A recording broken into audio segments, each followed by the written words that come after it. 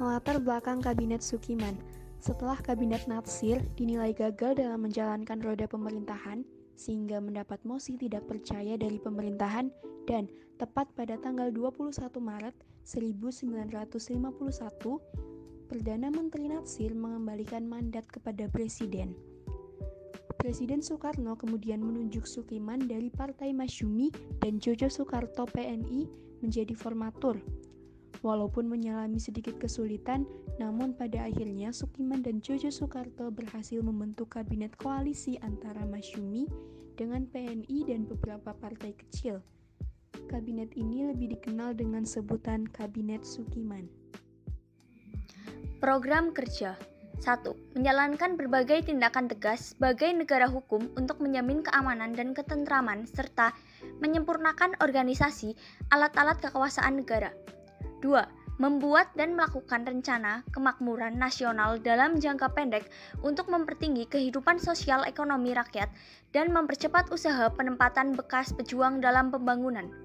3. Menyelesaikan persiapan pemilu untuk membentuk Dewan Konstituante dan menyelenggarakan pemilu itu dalam waktu singkat serta mempercepat terlaksananya otonomi daerah. 4. Menyiapkan undang-undang pengakuan serikat buruh, perjanjian kerjasama, penetapan upah minimum, dan penyelesaian pertikaian buruh. 5. Menjalankan politik luar negeri bebas aktif. 6. Memasukkan Irian Barat ke dalam wilayah Republik Indonesia secepatnya. Kebijakan ekonomi. Pada masa Kabinet Sukiman, April 1951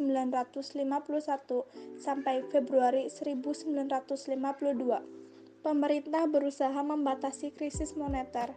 Krisis moneter yang dihadapi adalah defisit anggaran belanja tahun 1952 sebanyak 3 miliar rupiah ditambah sisa defisit anggaran tahun sebelumnya.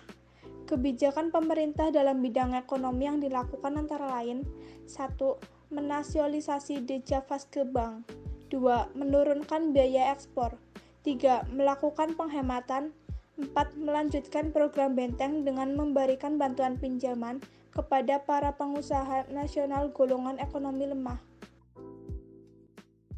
Keberhasilan pada masa pemerintahan Kabinet Sukiman. Yang pertama, memerhatikan usaha memajukan keperusahaan kecil. Yang kedua, memerhatikan kaum buruh.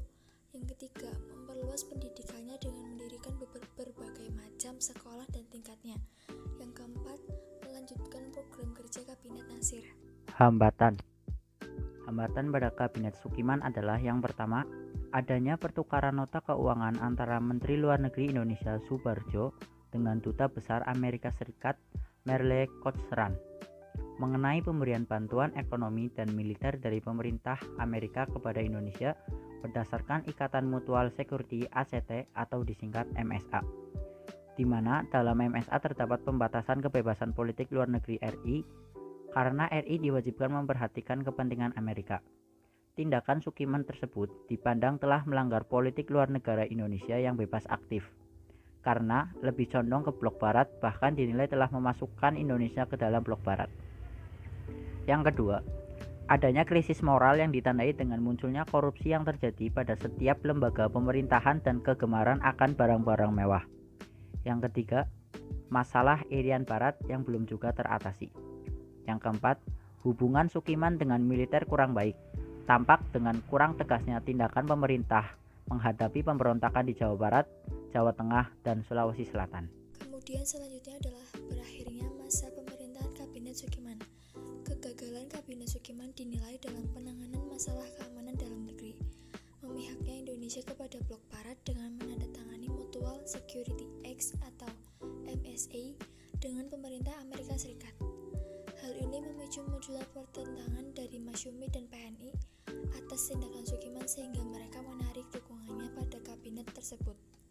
DPR akhirnya menggugat Sukiman dan terpaksa Sukiman harus mengembalikan mandatnya kepada Presiden.